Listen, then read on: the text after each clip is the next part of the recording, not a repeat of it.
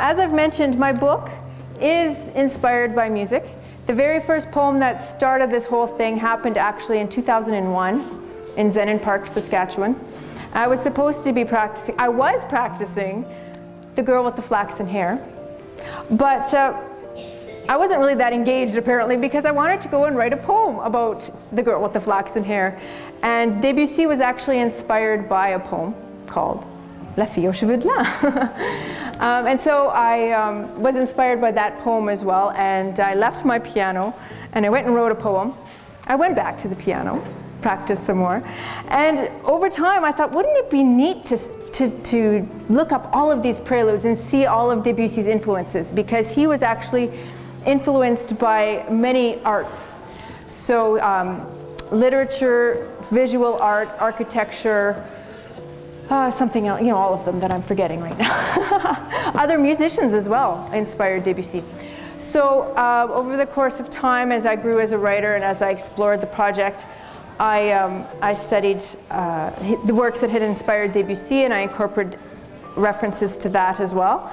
And also over time, I created a narrative that paralleled Debussy and his life. I will start with The Girl with the Flaxen Hair.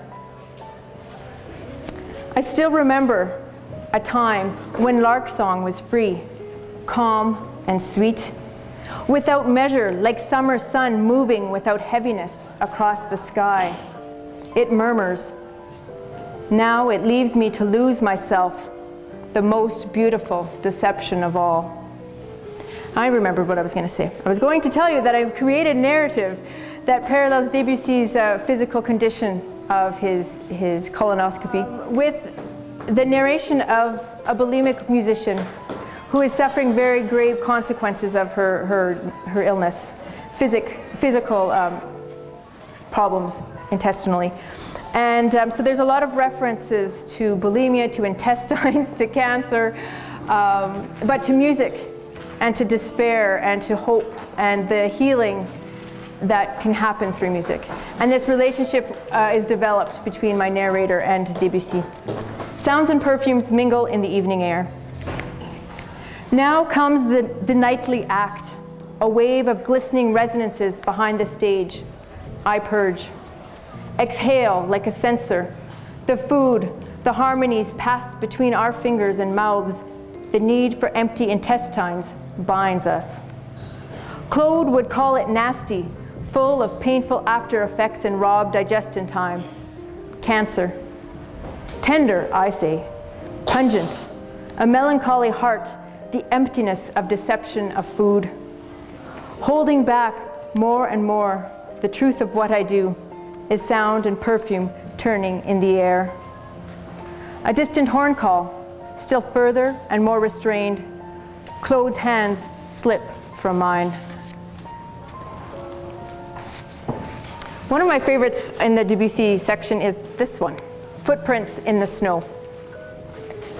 Slowly and sadly, these dots of ink resonate the depth of my heart.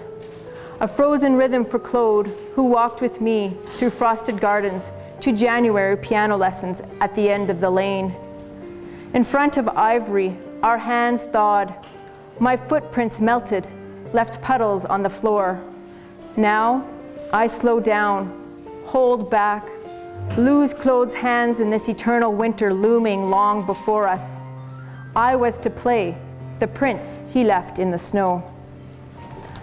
Oh, if I could return to summer days, tender and lush, my small hand humid in his, cold vanilla ice cream melting in our mouths, but this sweet confection buries me slowly and sadly. Still, I yield to it. Those days are but a sad, dear longing, getting softer the farther I trudge. And as I disappear into the snow, his dots of ink resonate the depth of my heart, slowly dying away. Minstrels. They are never moderate, the binges, nor the purges, but nervous, excitable, humorous too, a sinister practical joke, an extended portrayal of human feelings once the burning stops and my guts return to their places.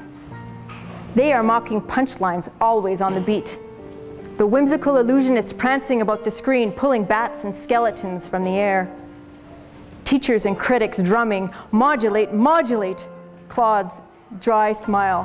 Why? Theory does not exist. You only have to listen. Pleasure. Pleasure is the law that runs the show of this life.